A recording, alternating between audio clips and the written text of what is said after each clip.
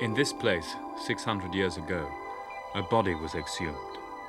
The dig was done in secrecy, the site roped off and screened from public view. 20 feet down, the bones of an exceptionally big man were found in a hollowed-out tree trunk. His head had been smashed by a terrible blow. Nearby, excavators claimed they had unearthed a lead cross. Its inscription read, "Here lies the famous King Arthur, buried in the Isle of Avalon."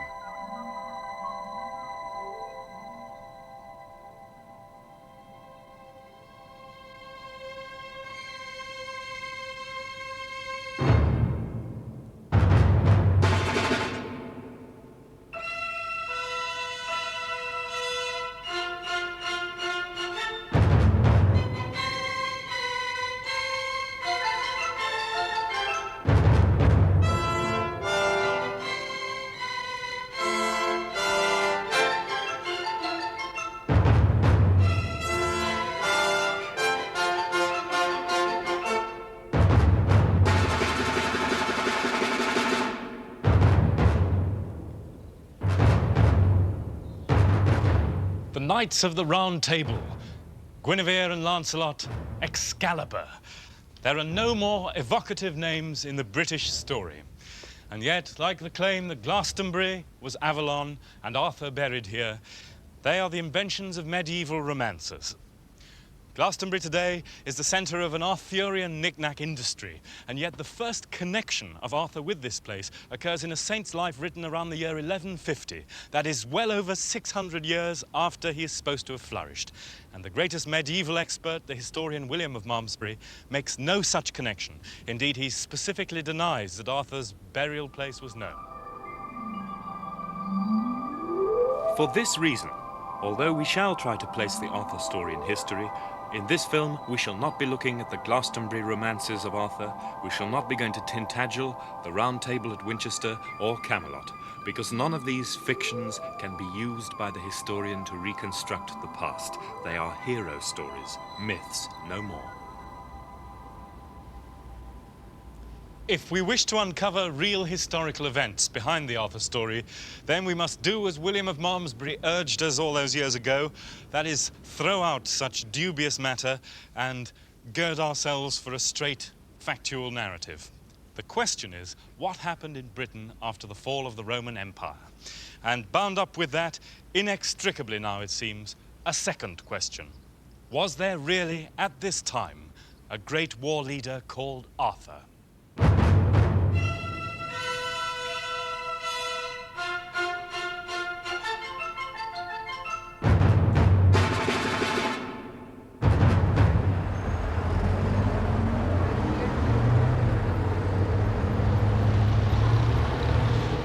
Walk into any bookshop, Foyles of London for instance, and look at the books on the shelves, and you'll soon be left in no doubt at all that Arthur existed and that he played a central role in British history. The books range from the serious academic to what one might call the nutty fringe. And in them, Arthur appears as everything from culture hero to freedom fighter, a Dark Age Superman or a Dark Age Che Guevara.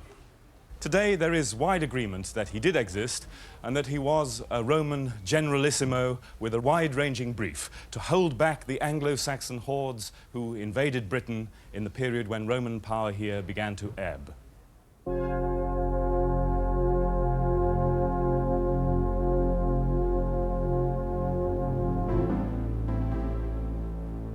Portchester, on the south coast of England. This massive Roman fortress, the best preserved in northern Europe, was one of a dozen built around the year 300 to defend these shores against Anglo-Saxon invaders. The society it protected was already under stress, with class division, the decline of towns and trade, the growth of great private rural estates, high inflation, and the gradual abandonment of a money economy. In 410, the Roman regular units were pulled out of Britain after 350 years. As their galleys edged into the Solent, they left behind them a still wealthy island. But by the mid-century, the city councils had given way to dictatorship, and this new government invited in Anglo-Saxon mercenaries to protect itself against both internal and external rivals.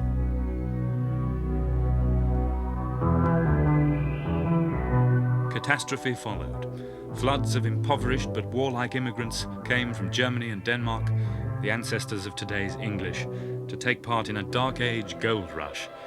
In the end, Roman Britain sank without trace. In recent years, archaeologists have shown that at the crisis of these events, around 500, when King Arthur is alleged to have led the British defence against the invaders, the Anglo-Saxons had settled in considerable numbers in Lincolnshire, East Anglia, Kent, parts of Sussex, and in the Thames Valley. But from this point, there is no more information about the rich urban and rural life of Roman Britain. Archaeologists are trying to find out whether such life continued. Does the desperate rearguard action of Arthurian legend mask the true transformation in these islands? How did the present England and Wales emerge from the ruins of Roman Britain?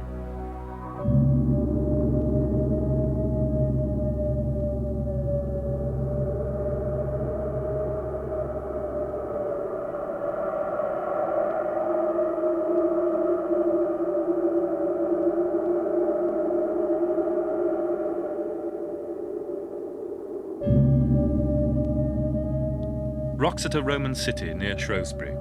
This great town with its 2-mile circuit of walls was abandoned sometime between 400 and 600, and unlike most Roman cities, did not become a modern town.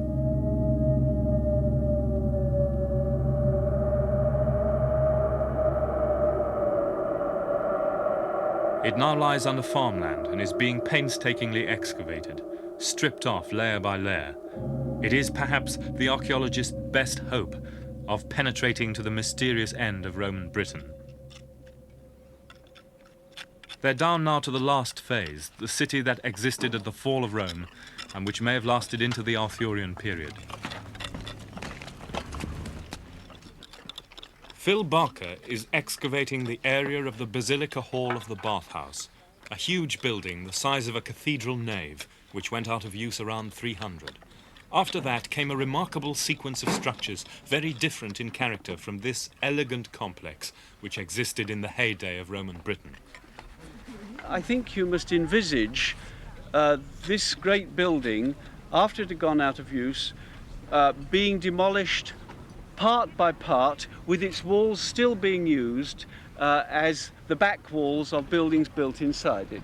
But in the centre, there was a hodgepodge of buildings which we haven't really got down to yet, made of wattle and daub, posts cut into the floor of the basilica, buildings which we're only beginning to see fragmentarily, but they were certainly rather like the squalid occupation which is said to be the end of Roman Britain.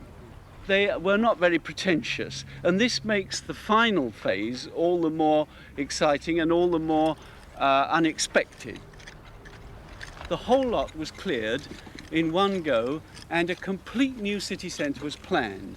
Not only was it planned, but it was executed in timber. And this, I think, is one of the reasons why all the previous excavations of this site have missed it, because they're going straight down to the floor of the stone basilica. Now, the central building of this great new development was a winged house slap on the middle of the nave and the north aisle of the basilica, with a portico which stood on 2 fragments of the old basilica's columns. It was about 100 and something feet long, about 30 odd meters long. On the other side of that, we have absolutely clear evidence of a row of buildings with their narrow fronts to the street, with facades, again of timber, which included porticos with double columns and flights of wooden steps up to verandas. And the whole picture which is beginning to emerge is rather like colonial American town. They were quite obviously Romano-British people who were attempting to either continue or to revive on this spot a classical world, but in materials which were very different from those which had been used during the heyday of the city. Have you any evidence at all for the dating of the last phase? Well, that's a $64,000 question, because we don't know yet, because we haven't really got down to it, the date of the destruction of the basilica. But previous excavators have thought it went out of use about 300. Well, after that, we have a long sequence of buildings which I really don't think can reasonably be compressed within 100 years. The latest object from the site, but not from our site, but from the city, is the tombstone of a man called Cunorix Macus Maci Collini, which translated is Hound King's son of the Holly. Now, he's supposed to be an Irishman, although this is, so you tell me, disputed, who died here sometime between 450 and 500 and was sufficiently important to have a Latin tombstone carved for him, however crudely. It would be very nice indeed if we knew the relationship between Cunorix and these buildings. Was his boss living here, or did he live here? Did he live in one of these facaded buildings? Was he an Irishman who came over and found himself faced with the last flickering of the classical style before Inigo Jones and Wren? These are questions which I'm afraid we shall never answer, but they're extremely tantalizing. Whenever the city was abandoned, it was never repopulated. The later Anglo-Saxon settlers formed a tiny village which is still there around the church, and the church itself is built out of the massive foundation stones of the basilica, still showing the Lewis holes of the Roman masons. Its gate flanked by classical columns. By now, the Roman order has given way to a new world. Cirencester, capital of the Cotswolds. In Roman times, Cirencester was second only to London in size. A wealthy market for the villa life of the Cotswolds, it had luxurious buildings and a 2.5-mile circuit of walls. The place became an Anglo-Saxon centre and is a thriving town today. But what happened after Rome? The citizens certainly kept up organised life for a while. They kept the flagstones of the piazza in the Forum swept clean, here where their modern successors park their cars. They restored the defences on this site, the Verulamium Gate. They made home improvements in the recently discovered House of the Hare mosaic, installing a new heating system at a time when we might have expected less domestic preoccupations. But the end is a mystery for which only shadowy clues have been found in the grass-grown amphitheatre. Alan McWhirr, Director of Excavations. Just inside the entrance of the amphitheatre, there was a late gravelled surface which contained substantial timber post holes, which we think may have been associated with some form of late occupation. As well as that, the entrance was reduced in size. Now, we don't really know what happened, but perhaps with the declining population in the town, the people may have retreated to the amphitheatre, a smaller population, to an easily defendable area, much easier to defend this amphitheatre than 2.5 miles of the town wall, and were living in these timber huts. And now, there is a little bit of pottery associated with these huts. It's this grass-tempered pottery, which may be 5th or 6th century in date. So it is possible, but I stress only possible, that the dwindling population of Cirencester may have retreated into the amphitheatre. If Cirencester survived after the Arthurian period, it may have been no more than an impoverished rural community, a couple of farms within decaying Roman walls, perhaps decimated by the Great Plague which swept the Roman world in the 440s. By that time, these beautiful and intricate mosaics, now in the Corinium Museum in Cirencester, were valueless.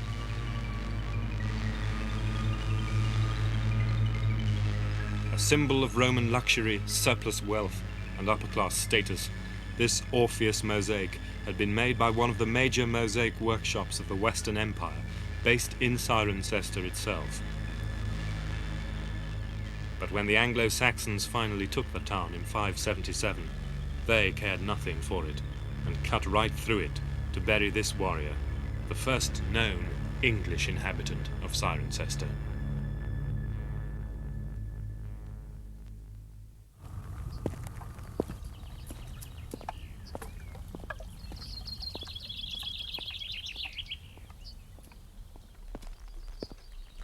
This student from the Institute of Archaeology in London is counting plant species.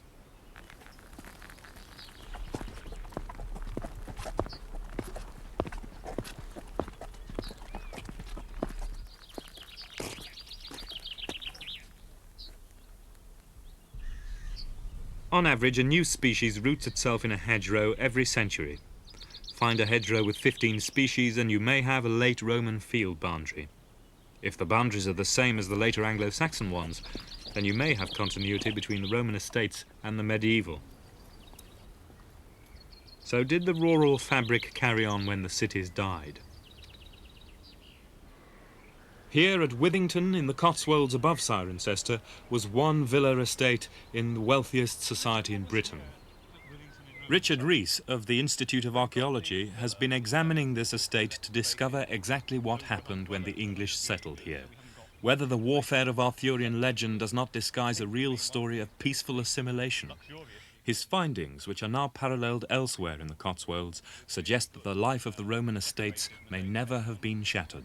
Well, in many parts of the empire, when a new set of people actually come into an area, you do get a friendly settlement whereby part of the land is given over to the incoming people and part is kept for the old aristocracy or the landowners or whatever. And if we take the thing that Bede wrote about the Saxons being given places to live in between the people who are already living there, the Romans or Celts or call them what you will, then you could build up the picture of the Romans staying put in their well-working estates and having the Saxons spread around on the marginal land, up on the hilltops and so on.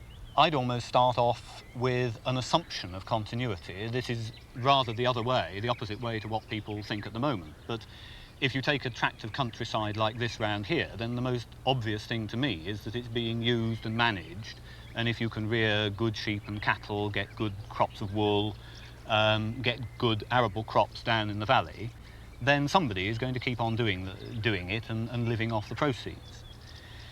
Who is actually owning the thing, who is actually getting the kudos for being the lord of the manor or whatever you want to call it, I don't think is such an important problem. In 350, I'm fairly sure that it's somebody with a Roman name probably living in what we call a Roman villa. In 750, in this particular place, we know that the monastery was the lord of the manor. This had been given to the abbess who looked after the monastery from the proceeds of a working estate. You seem to imply that the late Roman period was perhaps a bigger turning point in this landscape than the Anglo-Saxon settlement. Is that how you'd sum it all up? I'm very glad that I implied that, yes. That's what I tend to think. As far as I'm concerned, the turning point in Britain comes in about 300 AD, which for most people is bang in the middle of something they've learnt of as a perfectly normal period which started and finished in the same way. I would say it started in one way and finished in a totally different way. And the way that Roman Britain finished was pretty well the same way as medieval Britain began.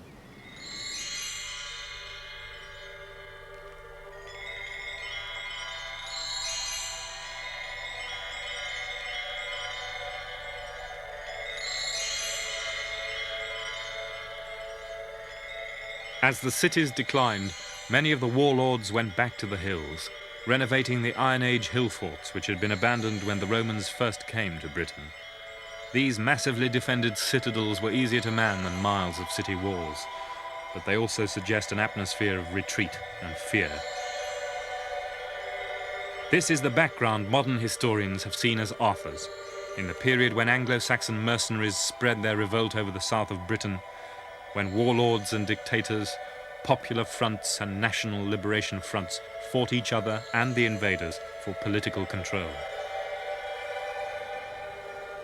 At this site, the archaeologists had a spectacular triumph, Cadbury Castle in Somerset. A tradition had it that Cadbury was the site of King Arthur's legendary palace, Camelot. The source itself, as it happens, is worthless. It dates from the 16th century. But these traditions sometimes have a knack of proving right. And when the Camelot Research Committee dug here, they found that this vast fortress had been refortified with a dry stone wall along here, with palisades, towers, and a gateway in the late 5th century. And out there in the middle, they found the traces of a great feasting hall of a Dark Age warlord. Was that warlord Arthur? And had they indeed discovered Camelot?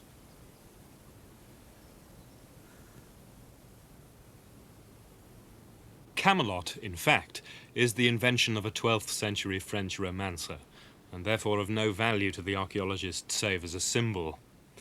And nor was anything turned up to connect the place specifically with King Arthur. What the dig here did prove was that in the 5th century, someone was strong enough to wall this place, erect buildings, build gates, someone whose retinue was large enough to need a 15-acre site, someone who built in a hybrid Roman-British style, hangover of the great days of the Roman army in Britain. And Arthur?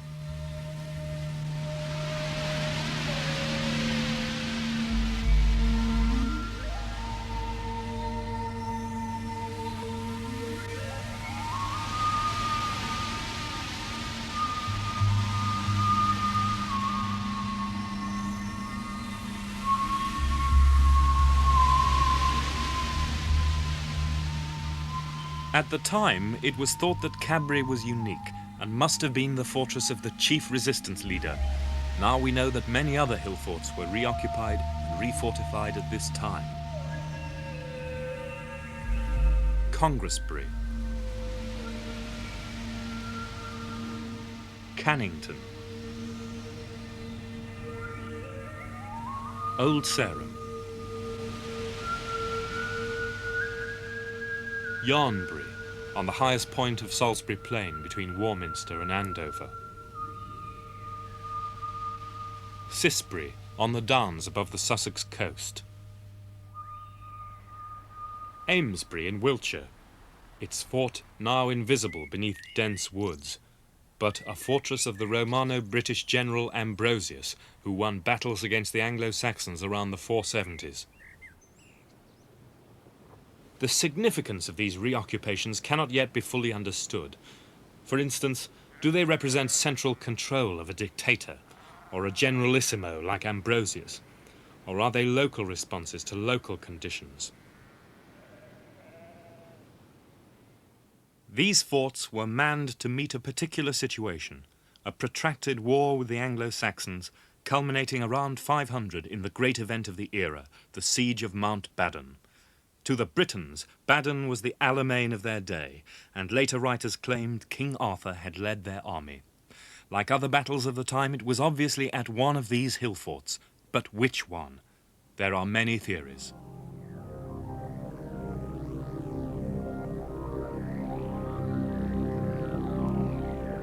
Recently, historians have looked for Badon at Bath, as medieval writers did, claiming that the English name, Bathan, is from the Celtic Badon, but philologists deny such a connection.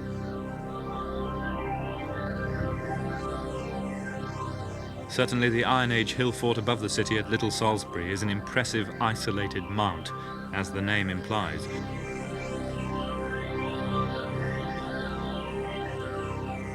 But excavation has found no trace of post-Roman occupation here, perhaps because Bath nearby was still lived in.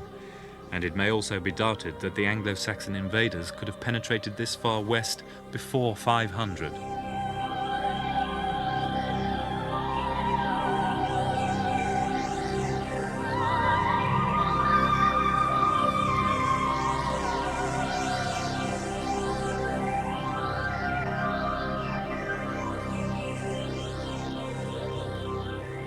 Badbury Hill Fort near Farringdon in Oxfordshire is another possibility for Badon.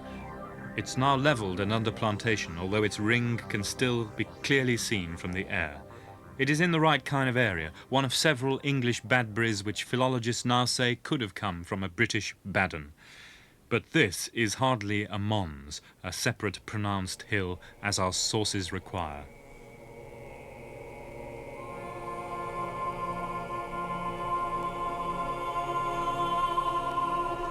But there is a third claimant for Mount Badon. Liddington Castle, a prominent Iron Age hill fort on the Downs above Swindon, a landmark dominating the approaches to Cirencester and the Cotswolds. In Anglo-Saxon times, this place bore the English name Badenburg, which could have derived from a Celtic Badon. Liddington Castle stands over one of the great Dark Age road junctions. Just the other side of the fort, the Ermine Way, the Roman road, runs down to the southeast of England, and over there joins a Roman road running directly south. And the great Ridgeway itself, the Iron Age trackway which runs across England into the heart of Wessex, comes over Ashdown and runs here right underneath the lip of the fort, a sort of Dark Age spaghetti junction. And in the logic of great travel routes, the modern motorway planners have built the M4 also right underneath Liddington. But there's another reason why we should look for Mount Badon somewhere in this area. Let's look at this map. You can see where we are. London over here, Oxford, the Midlands, Swindon, Bristol, Cheltenham and Gloucester. Now, the main areas controlled by the Britons at this period were dependent upon the old Roman cities of Gloucester, Cirencester, and Bath.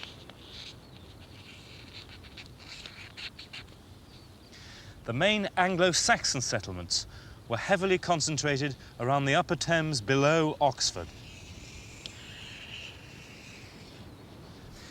If there is a war zone between the two, then Liddington ran right on it. There is a final point. Recently, an excavation was done on the top here, and it was discovered that the fort had been reoccupied and refortified at exactly this time. Indeed, imported pottery was discovered here. So although we can't be sure, everything does seem to fit. And if this was Mount Badon, then this is where history and tradition meet, because according to our later sources, the leader at this great battle, the last victory of the fatherland, was King Arthur.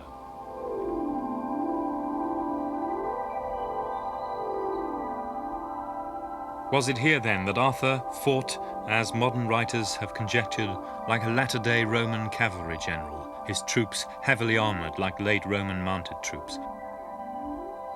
Prototypes of the Knights of the Round Table. Was it here, as Geoffrey of Monmouth had it, that Arthur climbed the hill as day dawned and vanquished the Saxons in hand-to-hand conflict? To answer that, we must go to the core of the Arthurian story, the earliest of all Arthurian references, in the Annals of Wales and in the History of the Britons, contained in a manuscript in the British Library, housed in the British Museum. The root of the whole question lies here, in this one book. Is there any historical truth at all behind the legends? The manuscript is simply known as Harley 3859. In fact, it's a great miscellany of Latin writings, and all that concerns us are the folios between 174 and 198, the Welsh Annals, the History, and the Welsh genealogies. It is not known yet where this book was written, but it was probably written not by a Welshman, but by an Anglo-Norman in the early years of the 12th century, that is, the early 1100s. But the annals themselves go back a long way before that. They begin in the mid-5th century, but only from the late 8th century, let's say about the year 800, are they a contemporary record. And this is really vital for understanding the Arthurian problem, because the annals that concern Arthur are from before that time. In other words, they are not a contemporary record. If we look at them, on folio 190, first dating here 518, but perhaps in the 490s, the Battle of Badon. Bellum Badonis in quo Arthur portavit crucem Domini nostri Jesu Christi. The Battle of Badon, in which Arthur carried the cross of Jesus Christ on his shoulders for 3 days and 3 nights, and the Britons were victorious. Now, the monk who wrote that annal about the Battle of Badon had not just got the news from a dust-streaked messenger hot foot from Arthur's HQ. This is a later scholar's construction on the events. They are not primary sources. Now that to a historian is crucial because it throws great suspicion on the content of the annal. And if we look at the content of the annal, then that feeling is sustained. Most of these annals, as you can see, are very brief and laconic. The death of somebody, the battle at somewhere. But Here, the Baden annal has been expanded with what are obviously romantic elements. It's most likely that this annal originally read simply the Battle of Baden or something like that, and at a later point in the transmission of the text, the romantic details were added when the legend of Arthur was already snowballing. Why this should have been done and why that should have been added is best explained by turning to the Historia. This is the most famous piece of Arthuriana of them all, written 829 or 830. It's not thought that the author had any good source for 5th or 6th century history, but he did include the famous list of the 12 battles of Arthur, most of them quite incomprehensible today: Bassas, Dubglas, Gwynion, and so on. These battle lists are not uncommon in Welsh literature, and there is a tendency in them for the authors to ascribe to their heroes battles in which they never fought. And that certainly seems to be the case with one or two of them here, and I would say also in the account of Mount Baden, which is laced with romantic detail. 960 men, it says, fell in one charge, and no one killed them but Arthur himself. This is pure myth. There is no evidence for Arthur's connection with Baden. Indeed, he may never have existed at all. But where did the Arthur story come from? The names in the British Library battle list and in the early Welsh poetry all point not to Tintagel, Glastonbury and the southwest, but to Cumbria and the ancient kingdom of Reged around the western end of Hadrian's Wall. The Battle of the Caledonian Forest in particular can only have been fought here, north of Carlisle. So was the real background to the Arthur story not the English invasions at all, but the warfare of the Britons with the Scots and Picts?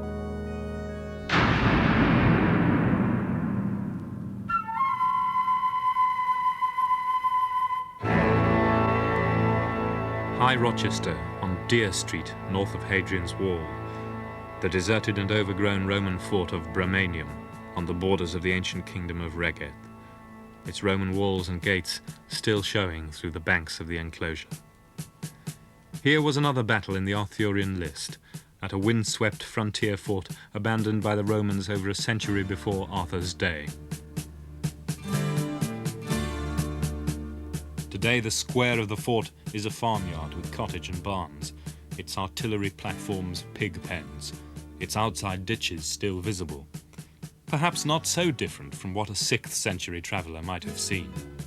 The battle fought here was famous in northern poetry, but it was fought not by Arthur, but 50 years after his time.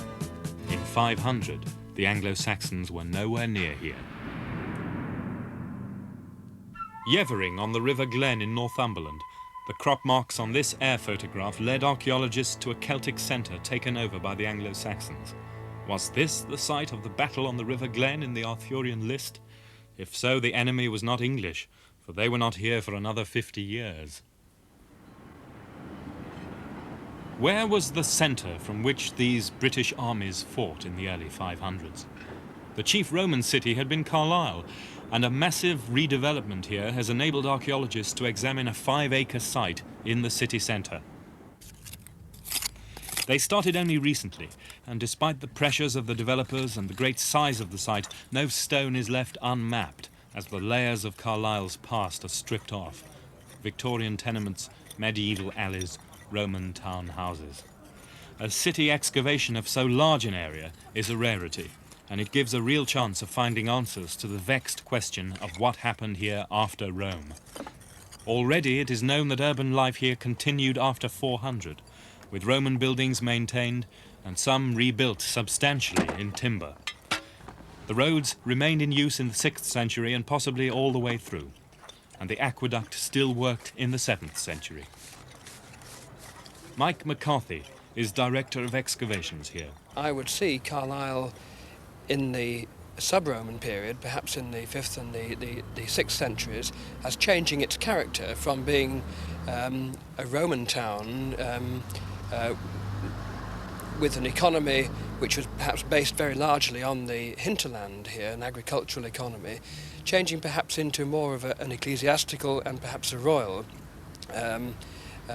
centre of a state, something of that kind, with the royal and the ecclesiastical element perhaps taking precedence over the purely urban functions that were here before, and that if that kind of idea is acceptable, then we may see the transition from the late Roman period into the post-Roman period with respect to local authorities' powers, as perhaps the members of the local town council in late Roman Carlisle are simply assuming the functions and gradually changing into, metamorphosing as it were, into a nobility and an aristocracy, with perhaps the leading members of that gradually emerging into a royal family, a princely family, something of that kind.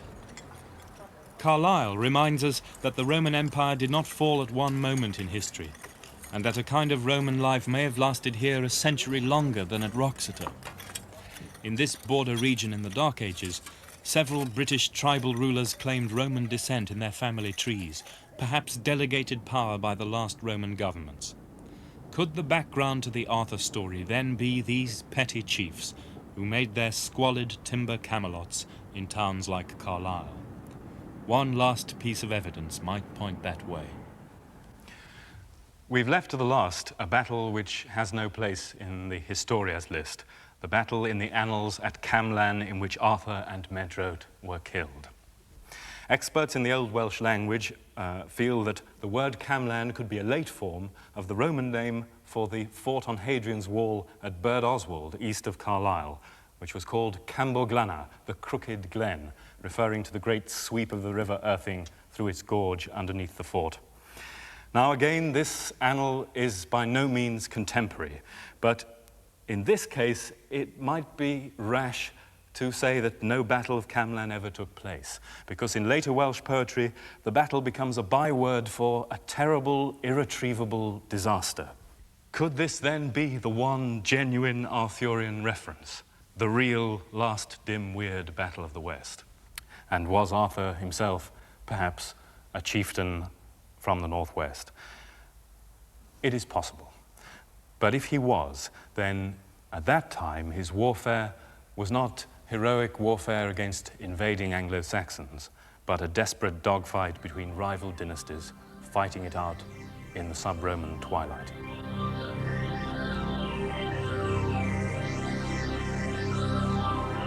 Was it then the deaths of two obscure leaders of unknown tribes in this wild spot which gave birth to the whole extraordinary story? Gave birth to one of the greatest figures in the literature of the world, to the supernatural hero of the Middle Ages. Yet some men say King Arthur is not dead, but had by the will of our Lord Jesus into another place. And men say he shall come again, and shall win the Holy Cross. I will not say it shall be so, but many men say there is written on his tomb this verse: "Here lies Arthur, once king, and king in the future." We asked two questions at the start of this film. The first, what happened in Britain after the fall of the Roman Empire, cannot yet be answered, although a new picture of continuity is starting to emerge very different from that put forward only a few years ago. But with the second question, there is a measure of certainty. There is no good historical evidence that King Arthur ever existed. However, it is possible that in that late reference to a battle here by the Crooked Glen at the Roman fort on the wall lies the germ of all those later riches. The point is that after these events, Celtic Britain sank into its dark age, and faced with the rising aggressive power of the Anglo-Saxon kings, Offa, Alfred, and Athelstan, the British needed a hero. It didn't matter whether there was any truth behind his story. It calls to mind the end of John Ford's film, The Man Who Shot Liberty Valance, when the newspaper editor says, "If the fact becomes a legend, print the legend." And with Arthur, the Celts printed the legend.